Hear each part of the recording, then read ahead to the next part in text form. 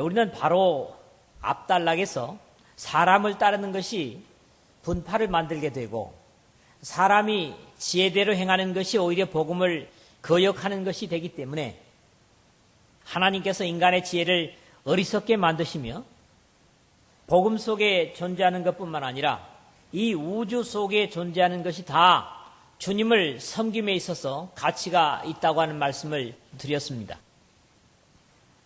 어떤 직분이든지 그리스도를 통해서 최종적으로 하나님께 속하기 위한 것이라는 절대적인 신앙의 목표를 제시한 다음에 자신에 대한 고린도 교회의 평가조차도 대수롭지 않게 여기고 복음을 위한 일꾼이라면 하나님의 일꾼으로 여겨줘야 하고 일꾼이면 당연히 주님께 신실함을 들여서 충성해야 한다고 하는 증거를 오늘 바울은 우리에게 주고 있습니다.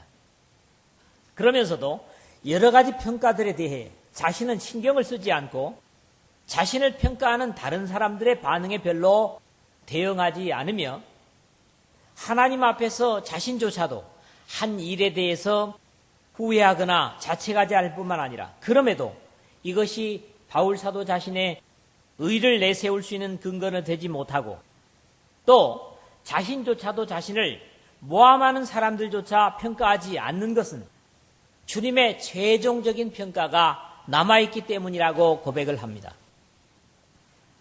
이런 넓은 아량의 자세가 있다면 어떤 상황에서도 아마 흔들림이 없으리라고 확신을 합니다.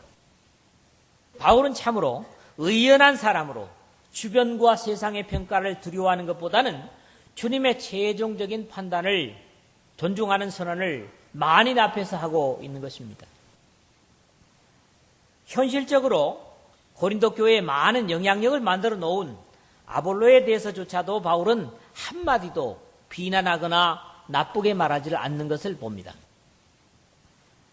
어쩌면 분파라고 하는 것은 당대의 훌륭한 사람들은 그 분파 자체를 원치 않지만은 그런 사람의 주변에 모여있던 소인배들이 자신의 스승이 아닌 대상을 잘못 이야기하고 자신이 추종하던 사람을 지나치게 높이려는 데서 발생하는 것을 봅니다.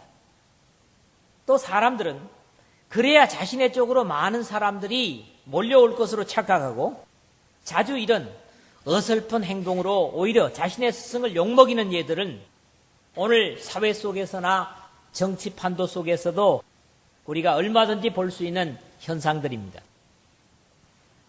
하나님께서는 진리에 대한 판단을 각자가 할 수 있도록 성경과 성령을 통해서 분명히 제시하셨고 특히 로마서 1장 20절에 창세로부터 그의 보이지 아니하는 것들 곧 그의 영원하신 능력과 신성이 그가 만드신 만물에 분명히 보여 알려졌나니 그러므로 그들이 핑계하지 못할지니라 하는 바울 사도의 말씀 속에서도 분명히 나타나고 있습니다. 계시된 진리에 견고히 선다면 흔들리지 않아도 됩니다. 세상이 어떻게 변화하든 사람들이 뭐라고 자신에게 말하든 하나님의 진리에 견고히 섰다면 그런 것에 동요가 있을 수 없다는 사실을 말하고 있는데 특히 디모데후서 2장 19절에서 그러나 하나님의 견고한 터는 섰으니 인침이 있어 일러스되 주께서 자기 백성을 아신다 하며 또 주의 이름을 부르는 자마다 불의에서 떠날지어다 하였느니라 하는 말씀을 주고 있습니다. 그러므로 지혜로운 사람들은 볼 수 없는 것까지도 드러내셔서 참과 거짓을 분명히 밝혀주실 주님의 오시기까지 판단을 미뤄두는 자세로 의심 없이 나타난 진리에만 최선을 다하면서 마지막 오셔서 받을 칭찬을 기대하는 바울과 같은 자세를 견지하게 될 것이다. 그런 말씀입니다. 오늘 이 말씀을 듣는 예배하는 여러분들, 나는 어떤 자세입니까? 어떤 모습의 사람인가를 살펴서 자신에게도 바울처럼 자책할 것이 없다고 하는 그런 확신과 오실 주님을 소망의 기대 속에 기다릴 수 있는 그런 충성된 믿음의 사람들로 사시기를 주의 이름으로 부탁을 드립니다. 오늘도 세 부분으로 이 말씀을 한번 나눠서 보겠습니다. 첫째는 1절, 2절을 통해서 그리스도의 일꾼으로 여김과 그리고 맡은 일꾼의 충성을 당부하는 말씀을 봅니다. 사람이 마땅히 우리를 그리스도의 일꾼이요 하나님의 비밀을 맡은 자로 여길지어다. 그리고 맡은 자들에게 구할 것은 충성이니라 그랬습니다. 바울 사도는 너희는 그리스도의 것이요 그리스도는 하나님의 것이니라. 지난 시간이죠. 3장 23절에 그렇게 선언을 하고 그와 같이 이런 말이 우리 성경에는 나타나고 있지 않습니다만은 본래 쓰여진 헬라어에는 쓰여지고 있습니다. 후토스 이렇게 쓰여지고 있는데 뜻은 뭐냐 하니까 이와 같이 또는 그러므로 라는 말로 오늘 시작을 하고 있습니다. 모두가 그리스도를 통한 하나님의 것이기 때문에 사람이 마땅히 우리를 그리스도의 일꾼이요 이렇게 연결되어지는 것이죠. 여기서 특히 강조되는 두 가지 당연성을 말하고 있는 것을 우리가 살필 필요가 있습니다. 그게 뭐냐 하니까 첫째는 그리스도의 일꾼, 두 번째는 하나님의 비밀을 맡은 자. 이 두 가지 의미를 좀 더 깊이 분석을 한다면 오늘의 내용을 우리 각자의 것으로 더 가까이 이해할 수 있으리라고 봅니다. 마땅히 받아들여져야 한다는 것으로 물론 여기에는 하나님의 비밀을 맡은 자요 그리스도의 일꾼인 바울 사도 자신을 포함한 그런 말씀입니다. 또 이것은 오고 오는 역사 속에 계속 세워지는 하나님의 일꾼들과 거듭나는 하나님의 백성들을 포함하는 것은 당연한 이치입니다. 그런데 여기서 특이한 사실, 그리스도의 일꾼이요 라는 말입니다. 일꾼이라는 말이 무슨 말일까요? 일반적으로 성경에 쓰여지는 일꾼이라는 말하고 이 말씀은 좀 다릅니다. 본래 휘페레테스 그런 말입니다. 히라보로 휘페레테스라는 말인데 두 단어가 합쳐진 것이죠. 휘페르 또는 휘포라는 말은 아래, 밑에라는 말입니다. 그리고 에레테스라고 하는 말은 배를 젓는다는 말이에요. 그러면 무슨 말씀인지 이해를 하시겠죠? 배 아래서 노를 젓는 것을 얘기합니다. 이게 일꾼이란 말이에요. 여기 쓰여진. 이미 3장 5절에서 그런즉 아볼로는 무엇이며 바울은 무엇이냐? 그들은 주께서 각각 주신 대로 너희로 하여금 믿게 한 사역자들이니라. 그렇게 사역자들로 하나님의 일꾼들을 표현했습니다마는 여기서는 여러분들 영화 배너 보셨죠? 배너가 어디에 잡혀갑니까? 갤리 노예선에 잡혀가죠. 그리고 배 밑에서 노를 젓는 일을 하죠. 전부 발목을 갖다가 쇠고리에다 채워놓고서는 노를 젓는다고. 이렇게 노예선의 밑바닥에서 배를 젓는 사람들을 일컬어서 거기에 해당하는 말이 바로 휘페레테스라는 표현입니다. 그리스도의 일꾼, 즉 보이지 않게 그리스도라고 하는 배를 젓는 노예들로 하나님의 일꾼들을 묘사하고 있다는 사실입니다. 실제적으로 그리스도를 교회나 방주로 묘사하는데 주저하지 않습니다. 사람들은. 그 속에서 보이지 않게 역할을 해야 하는 일꾼들의 모습을 이렇게 묘사하고 있는 거예요. 그렇습니다. 모든 헌신하는 일꾼들은 보이지 않아야 하고 오직 모두의 열심히 노젓는 사역을 통해서 살아 움직이는 그리스도만 보여야 하는 것이 그분의 몸된 교회입니다. 배너와 그리고 많은 노예들이 뱃속에서 노를 젓고 있지만은 밖에서는 그게 보이지 않죠.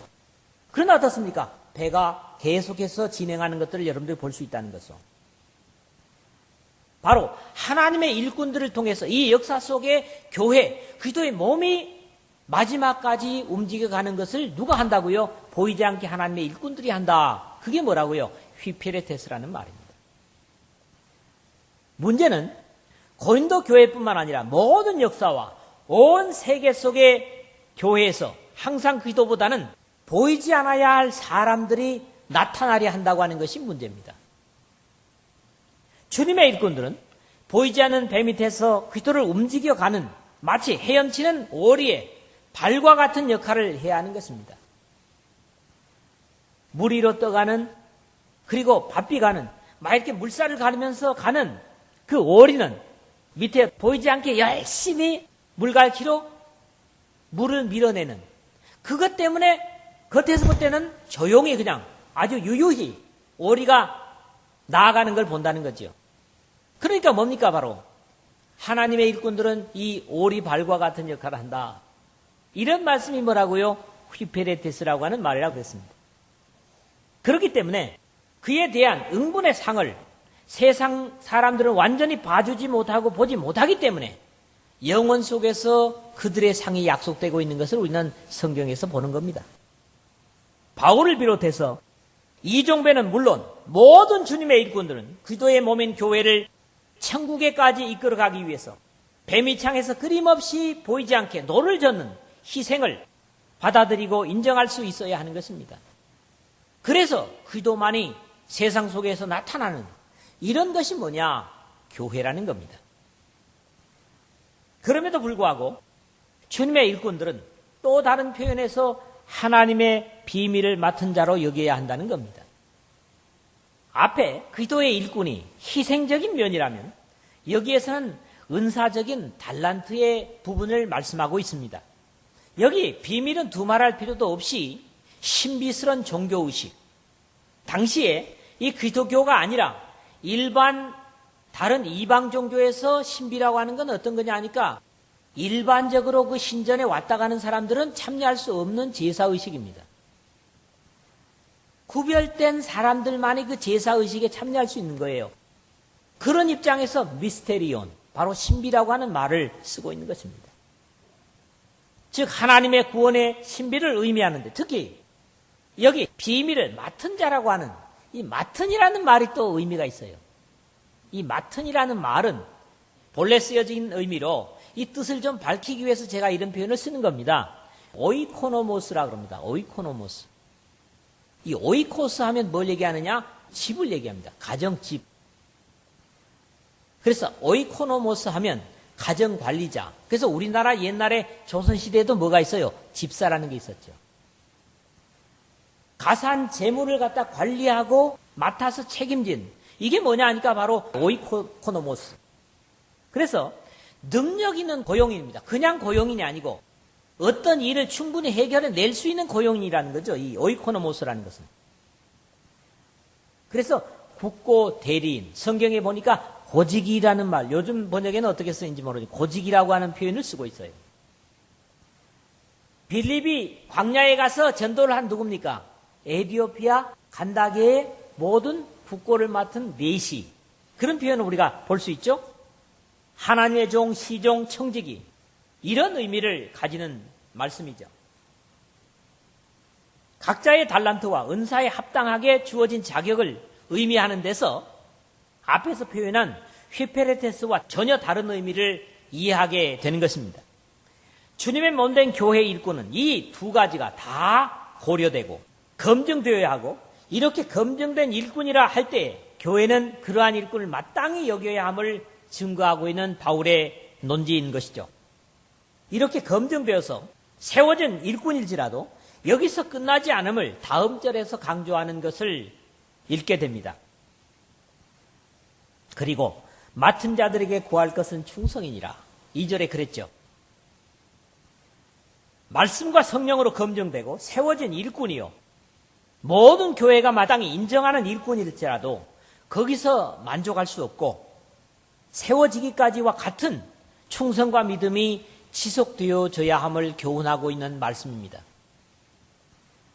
우리가 안타까운 것은 많은 일꾼들이 세워지기까지는 최선을 다하다가 세워진 후에는 안일해지는 안타까움을 더러 볼 수 있습니다. 그런데 맡은 자에게 구할 것은 충성이라 하는 것은 세워질 때까지의 충성을 세워짐에도 변함없이 하나님 앞에 드려야 된다고 하는 그런 교훈인 것이죠. 여기 충성이라는 말은 우리 믿음이라는 말, 피스토스라는 말입니다. 피스토스. 신실한, 믿는, 신뢰하는, 확신하는 그런 의미로서 영어에서 꼭 같은 표현인데 faithful 또는 believing 우리 믿는 사람들의 믿음과 꼭 같은 말입니다. 하나님의 일꾼으로 세워졌다면 지위나 입장에서가 아니라 믿음으로 하나님께 신실하게 헌신하며 충성함을 요구하는 것입니다. 하나님의 구원의 진리가 아무에게나 열매를 맺고 결실하는 것은 아닙니다. 바로 충성된 사람, 믿음의 사람에게서 많이 역사를 일으킬 수 있는 것을 성경은 우리에게 가르쳐주고 있습니다. 그래서 바울 사도는 디모데에게 이런 당부를 하고 있습니다. 또 내가 많은 증인 앞에서 내게 들은 바를 충성된 사람들에게 부탁하라. 그들이 또 다른 사람들을 가르칠 수 있으리라. 디모데후서 2장 2절에 말씀합니다. 충성된 사람, 모든 사람에게 복음을 전한다고 해서 그들이 다 받아들이고 하나님의 일꾼이 되는 게 아닙니다. 근본적으로 바로 믿음이 있는 충성된 사람이라야 열매를 맺을 수 있고 또 그 사람이 다른 사람에게 하나님의 진리를 전하고 구원을 끼치는 그런 역할을 할 수 있다고 하는 것을 우리가 배우게 되는 것이죠. 일꾼으로 선택되었다면 보이지 않는 뱀이창에서 노를 젓는 노예들처럼 구원의 신비를 맡은 하나님의 일꾼으로 여기는 것이 중요하고, 다른 면에서는 은사나 달란트로 인해서 맡겨진 일임을 확신하고 기도의 신실함과 같이 주님의 이름에 합당한 존귀를 잃지 않고 충성하는 것이 교회나 일꾼 자신에게 있어서 필요한 것이고, 하나님의 성도들은 이 일꾼이 어떤 직분이 됐든지 성도라는 직분까지도 이런 자세로 주님을 섬기고 일해야 하나님께 영광을 기대할 수 있다고 하는 그런 확신으로 믿음 생활하는 여러분 모두가 되시기를 주님의 이름으로 부탁을 드립니다. 두 번째는 3절 4절입니다.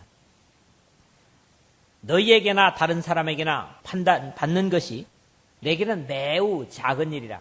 나도 나를 판단하지 아니하노니 내가 자책할 아무것도 깨닫지 못하나 그러나 이로 말미암아 의롭다함을 얻지 못하노라. 다만 나를 심판하실 이는 주시니라. 그랬습니다. 자, 여기서 우리에게 바울이 가르쳐주고 있는 것은 뭡니까? 하나님의 일을 하거나 하나님의 백성으로 살면서 내가 하나님 앞에 최선을 다했다면, 최선을 다하고 있다면 사람의 판단에 민감할 필요가 없다는 겁니다. 이 하나님의 일을 하다 보면 이 사람 이렇게 얘기하고 저 사람 저렇게 얘기하고 얼마나 많은 말을 합니까? 그러나 진정으로 중심이 하나님 앞에 서 있고 헌신하는 자세라면 사람이 뭐라고 하는 것에 대해서 동요돼서는 안 된다는 거예요. 이게 역시 세상을 사는 믿음의 사람들이에요. 세상 돌아가는 대로 믿음은 바뀌는 게 아니에요. 세상이 어떻게 변해가든 믿음의 사람들은 꿋꿋해야 됩니다. 그럴 수 있는 것은 우리가 가진 믿음의 가치가 불변하기 때문이고 우리가 믿는 하나님이 불변하는 분이시기 때문에 그렇다는 거죠. 바울은 사람들의 판단에 흔들리지 않는 확신을 가지면서도 자신이 지금까지 하나님을 의식하고 성령과 더불어 해온 일에 대하여 거리낌이 없다는 것과 그럼에도 그것 자체가 자신의 의로움이 될 수 없다는 단호함을 우리에게 고백하고 있습니다. 사실 같은 믿음으로 사는 우리들도 그래야 한다고 믿습니다. 이것은 한순간에만 그러는 것이 아니라 바울 사도처럼 마지막 운명이 다 할 때까지 그래야 할 것입니다. 사람의 반응보다는 하나님의 나를 어떻게 보심에 대한 것에 민감해야 된다고 하는 그런 말씀이죠.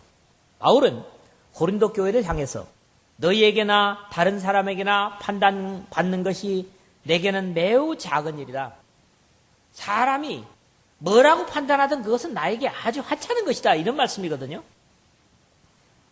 즉 사람들에게 오해를 받는 것에 크게 신경을 쓰지 않는다는 말입니다. 이래야 되지 않겠습니까? 사실 신앙생활하는 모든 사람이 그렇습니다. 사람의 반응에 따라 움직인다면 그것은 하나님을 의식하지 못하는 것이고 영적이지 못한 사람일 것입니다. 또 바울이 끝까지 사람들의 평가에 흔들리지 않을 수 있었던 것은 다메섹에서 만난 주님과의 경험이 너무나 강했기 때문입니다. 주님과의 만남에 강한 경험을 가진다라면 그것 때문에 사람들의 평가에 역시 흔들리지 않습니다. 바울은 자기의 운명을 뒤집을 수 있을 정도의 기도와의 만남에 큰 감격을 가지고 있었던 것을 우리가 보지 않습니까? 오직 하나님의 반응에 민감할 수 있는 사람이 하늘의 사람이고 신령한 사람입니다. 여러분, 하나님의 반응에 민감할 수 있기를 바랍니다. 고린도 교회는 바울의 사도권에까지 도전을 해왔고 그것이 너무나 심해서 마침내 바울을 존경하던 사람들의 믿음이 흔들리는 데까지 가게 됩니다. 바울은 사도도 아니다. 곁에서 들어왔다. 본래 사도들에게 인정을 받지 못했다. 이런 얘기들이 고린도 교회에 너무 무성했습니다. 결국 바울은 고린도 후서 말미에서 11장, 12장 자신을 위해서가 아니라 고린도 교우들의 믿음을 붙잡아주기 위해서 나중에는 사도권에 대한 항의를 하는 것을 우리가 읽게 되죠. 사람의 반응에 흔들림이 없는 성숙한 믿음의 사람들이 다 되어야 할 것이고 특히 직분자들은 더욱 그리야 할 것입니다. 그러나 그것이 경건으로 흠잡힐 데가 없는 경건에서 그래야 한다는 말씀을 하고 있는 거죠. 바울 사도는 연이어서 이렇게 고백을 합니다. 나도 나를 판단하지 아니하노니 내가 자책할 아무것도 깨닫지 못하나. 당당한 거죠. 자기 자신을 돌아봐도 부끄러움이 없는 것입니다. 어떤 사람들은 앞에서 우리가 지난주에 얘기한 대로 자신을 속이지 말라 그런 말씀하는데 바울 사도는 적어도 하나님을 의식하는 삶이었기 때문에 어떤 순간에도 자신을 속이거나 자신에 대해서 등한한 때가 없었습니다. 그렇기 때문에 이렇게 자신 있는 당당한 고백을 할 수 있는 것이죠. 사람들의 판단이나 비난은 대단히 주관적입니다. 그렇기 때문에 거기에 신경 쓰다 보면 흔들릴 수 있기 때문에 절대적인 하나님의 판단을 기다리면서 사람의 판단에 허물을 보이지 않는 당당함이 신앙인들에게 필요합니다. 그러나 신령하지 못해서 사람들에게 책망과 판단을 받는 모습이 돼서는 안 될 것이고요. 자신이 늘 이런 진리에 민감할 수 있도록 영적으로 깨어 있을 필요가 있습니다. 바울은 이미 신령한 자는 모든 것을 판단하나 자기는 아무에게도 판단을 받지 아니하느니라. 이미 2장 15절에 그렇게 선언한 바 있습니다. 그럼에도 바울 사도의 겸손은 다음의 말씀에서 드러나고 있습니다. 그러나 이로 말미암아 의롭다함을 얻지 못하노라. 다만 나를 심판하실 이는 주시니라. 그랬거든요. 아무리 사람들에게 거리낌이 없다고 할지라도 그것으로 주님 앞에 내가 의롭다함을 얻을 수 없다는 그리스도의 십자가를 의지하는 신앙 고백을 하는 거지요. 하나님 앞에 내가 아무리 많은 업적과 가치를 쌓아놨다고 할지라도 그것이 나를 하나님 앞에 세우는 것은 아닙니다. 우리 모두를 하나님 앞에 세울 수 있는 것은 오로지 예수 그리스도의 십자가뿐입니다.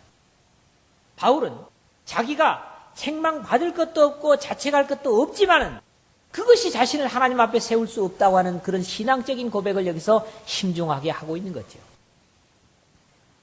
하나님 앞에 아무리 훌륭하고 위대한 일을 했다고 할지라도 그것을 가능케 한 것은 뭡니까? 자신이 아니라 자신을 자신되게 하시는 바로 하나님의 아들 그리스도의 십자가, 나를 나되게 하신 그리스도의 희생을 자랑으로 고백하고 있는 것을 우리가 보는 것입니다. 또 늘 마지막을 바라보며 오늘을 사는 모습이야말로 주님의 일꾼들과 하나님의 백성들이 올바른 신앙의 태도일 것입니다. 다만 나를 심판하실 이는 주시니라. 누가 뭐라고 하든 나를 심판하실 이는 주시니라. 이러한 모습이야말로 어떤 일을 하든지 마지막 주님의 판단이 남아있다는 자세로 오늘의 최선을 다할 수 있는 신앙의 자세입니다. 바울이 마지막 심판을 바라보며 자신의 삶을 점검하는 것은 모든 시대에 복음의 일꾼된 사람들이 본받아야 할 섬김의 태도라고 여겨집니다. 하나님의 일꾼들은 스스로 책망받을 것이 없는가 살피는 삶 가운데서 미래의 주님의 칭찬을 기대할 수 있어야 할 것입니다. 이것이 바로 오늘 5절의 말씀인 것이죠. 인간의 한계를 넘어서는 하나님의 절대성에 모든 판단의 근거를 두는 바울 사도의 신앙을 우리가 보는 것입니다. 여러분 모두가 현재적으로도 자신에게 부끄럽지 않은 성도의 삶을 살고 미래의 영광의 약속을 기대할 수 있는 하나님 앞에서의 삶이 되시기를 주님의 이름으로 축원을 드립니다. 세 번째 마지막입니다. 오늘 5절의 말씀이죠. 그러므로 때가 이르기 전 곧 주께서 오시기까지 아무것도 판단하지 말라. 그가 어둠에 감추인 것을 드러내고 마음의 뜻을 나타내시리니 그때에 각 사람에게 하나님으로부터 칭찬이 있으리라. 한 절 속에 세 가지 의미를 담고 있죠. 오늘 마지막 말씀은 우리 모두의 현실에서 신앙의 삶의 자세와 자신이 절대적으로 당당할 수 있는 근거를 고백하고 있습니다. 그러므로 때가 이르기 전 곧 주께서 오시기까지 아무것도 판단하지 말라. 상반절입니다. 사실 죄의 속성을 가진 우리 사람들은 자신이 옳은 것을 행하지 못하면서도 판단하기에 너무 조급합니다. 남에 대해서 말하기에 너무 급합니다. 그렇지 않던가요? 묵묵히 의를 행하면서 판단은 전적으로 주님께 맡기는 자세를 위대한 신앙의 사람 바울에게서 배울 필요가 있습니다. 5절 중간에는 왜 그럴 수 있는가 하는 근거를 제시하는 것이죠. 그가 어둠에 감추인 것을 드러내고 마음의 뜻을 나타내시리니 그랬습니다.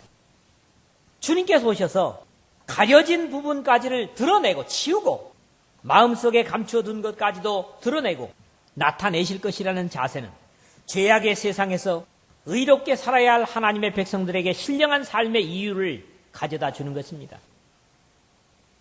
지금 사람들이 모를지라도 나의 허물과 나의 부족함을 나중에 하나님께서 드러낼 것이다. 밝힐 것이다. 그런 확신과 믿음을 가진다면 하나하나의 행동에 더 주의하고 더 최선을 다하지 않겠냐는 것이죠. 우리가 이 세상이 전부라면 다른 사람들과 다르게 살 이유가 없습니다. 속이고 감추고 허풍 털고 싸우고 그러나 이런 것을 다 할 수 없는 이유는 주님께서 드러내실 것이라는 믿음 때문입니다. 그때에 각 사람에게 하나님으로부터 칭찬이 있으리라. 마지막 부분은 그랬죠? 주님께서 모든 사람에게 칭찬을 주시는 것이 아닙니다. 각 사람에게 칭찬을 주십니다. 하나님께서 각 사람에게 그 행한 대로 보응하시되 로마서 2장 6절입니다. 그런가 하면 마지막 성경 요한계시록 마지막 장에 보라 내가 속히 오리니 내가 줄 상이 내게 있어 각 사람에게 그가 행한 대로 갚아주리라. 여러분 상은 각 사람에게입니다. 여러분들의 믿음 생활로 하나님 앞에 헌신했다면 거기에 대한 대가는 남이 절대로 빼앗지 못할 것입니다. 각 사람입니다.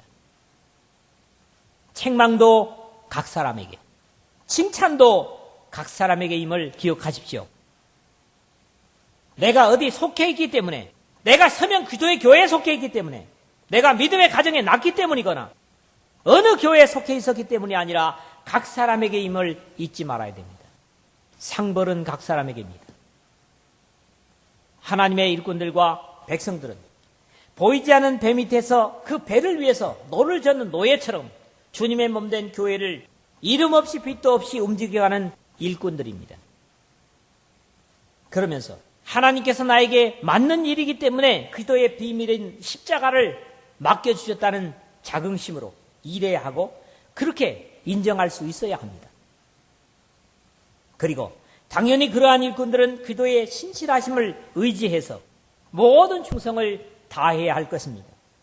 하나님의 백성으로서 다른 사람에게 좋지 않은 판단받을 삶을 살지 말아야 하겠지만 자책할 것이 없어야 하고 사람의 판단에 민감할 필요 없이 그리스도의 의, 그리스도의 십자가를 의지하는 삶을 살아야 할 것입니다. 어떤 억울함이나 안타까움이 생길지라도 급하게 그것을 해명하려는 것보다는 주님의 최종적인 판단과 상주심을 기대할 필요가 있습니다. 헌신할 때 하나님은 감추인 모든 것을 드러내시고 마음에 품은 생각까지도 드러내셔서 마지막에 이 역사 속에 아담 이후에서부터 주님 오실 때까지의 그 많은 성도들 앞에서 그의 영광과 아름다움과 믿음을 증거해 주실 것입니다. 이 믿음으로 최선을 다해서 영광스러운 영혼의 세계를 기대하고 또 소신 있게 오늘 믿음의 사람으로 사는 여러분 모두가 되시기를 주의 이름으로 축원을 드립니다.